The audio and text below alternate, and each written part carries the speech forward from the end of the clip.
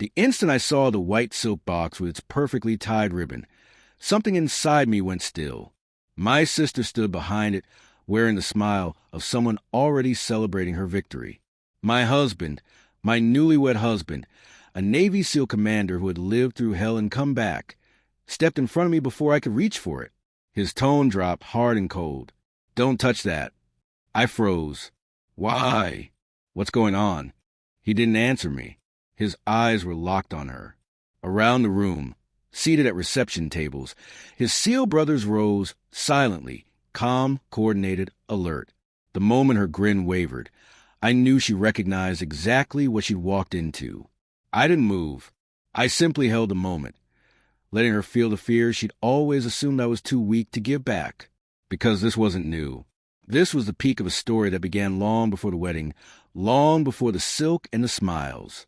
My sister wasn't always danger-wrapped in love.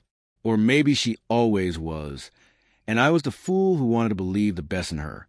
She was older, effortlessly charming, the sort of beautiful that made people overlook the knives hidden behind her sweetness. I used to love her deeply, blindly. When I met Cole, steady, loyal, kind, she pretended to be thrilled, hugged me too tightly, observed him too closely, asked questions no sister should ask. I ignored it. That was my first mistake. Then the small things began. Jokes that cut deeper than they should. Uninvited drop-ins. Strange comments dropped like bait. Cole noticed before I did. "She's crossing lines," he warned gently. "Be cautious." But I insisted she meant well. She was my sister. Until the message arrived. A notification. Her name. Her words. "He'll leave you eventually. Men like him don't stay with women like you." When I confronted her, she laughed and brushed it off. Told me I was dramatic. Claimed she was just being protective. That night, Cole held me close and whispered, "She's trying to break you."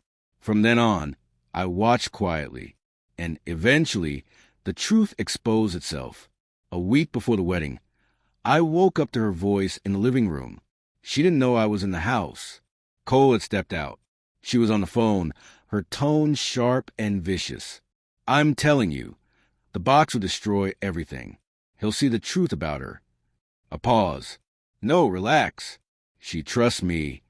My blood went cold.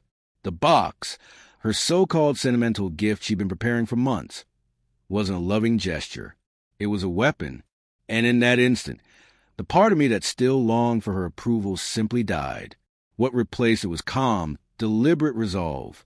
I told Cole everything. The recordings, the messages, the documents she'd forged with my name. Because it went far beyond emotional damage. She had tried to bury me in debt, frame me for financial crimes, and ruin my future before it began. Cole didn't shout. He didn't even look shocked. "We've got this," he said, and the certainty in his voice was my anchor. We organized everything. The attorney, the forensic accountant, the investigator, the security measures, and his SEAL team, men loyal to him and now to us, who agreed to stay close at the wedding. All we needed was for her to show up with her trap. Back at the reception, the music had gone silent. Guests stared, unsettled. My sister's smile faltered as Cole signaled toward the gift box. One of his teammates opened it with gloves. Inside were forged papers, fake receipts, a burner phone with messages she'd sent pretending to be me, and prepared statements she intended to hand to law enforcement. The crowd went still. Cole stepped aside. It was time for me to speak. I approached her slowly, my voice barely above a whisper. "You walked into my life with a threat." I murmured. "You didn't expect I'd let you reveal it yourself." Her color drained. "Everything in that box has already been filed." I continued. "The lawyer and the police will be here any minute." She opened her mouth, but no words came. For the first time, she grasped that she had truly lost. She was escorted out while everyone watched in stunned disbelief. Cole took my hand, not to comfort me, but to stand with me, equal, united. Later, when the celebration had faded and the room was finally quiet, he kissed my temple and said, "You showed more strength today than anyone I've ever met." I didn't feel powerful. I felt released. As I looked at the empty spot where my sister once stood, I understood something I should have realized years ago. I didn't lose someone today. I removed a danger.